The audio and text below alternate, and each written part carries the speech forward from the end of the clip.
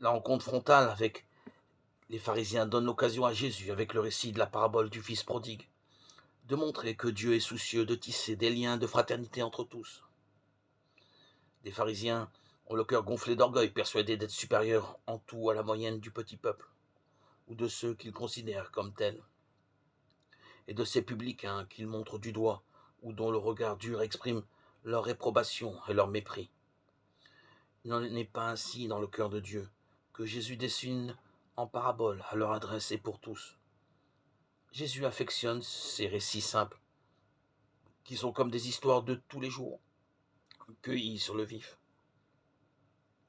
Face à la superbe des pharisiens, blessés peut-être, lui aussi comme tous, par leur attitude, car on ne peut piétiner des êtres blessés, fussent-ils des pécheurs aux yeux de tous. Jésus raconte ces histoires, des paraboles qui tracent, en mots simples, le cœur de Dieu. Tous alors, même ses adversaires les plus farouches, se prennent à l'écouter. Il parle de Dieu en mots simples, et tous comprennent car il parle en même temps de leur vie. Ainsi, cette histoire d'un homme qui avait 2 fils, dont l'un exige sa part d'héritage, qui part dilapider comme un vaurien, et son père inlassablement l'attend. Et quand il revient, c'est la fête, il le couvre de baisers, fait tuer le veau gras, apporter la tunique et l'agneau de fête. Mais le frère aîné rentre des champs, et les mâchoires serrées refusent cette débauche de fête pour un vaurien.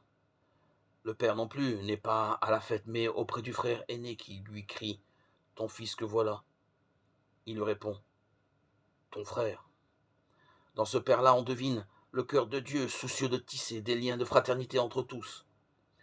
Les pharisiens guéris de leur dureté, les publicains rapprochés de tous et de l'amour du Père. L'histoire des frères est compliquée depuis le début de la Bible, depuis Caïn qui tua son frère Abel, Genèse 4:8, ou encore Ésaü, le chasseur prêt à une vengeance folle contre Jacob qui lui a usurpé la bénédiction de leur père Israël, Genèse 27:41. Et la liste serait longue. Elle traverse nos propres générations, nos familles, nos cœurs et les peuples eux-mêmes. Et la Bible, de 1000 manières, dit que la haine ou l'esprit de vengeance ne peuvent être le dernier mot, non pas par enchantement, mais par aimantation du cœur de Dieu.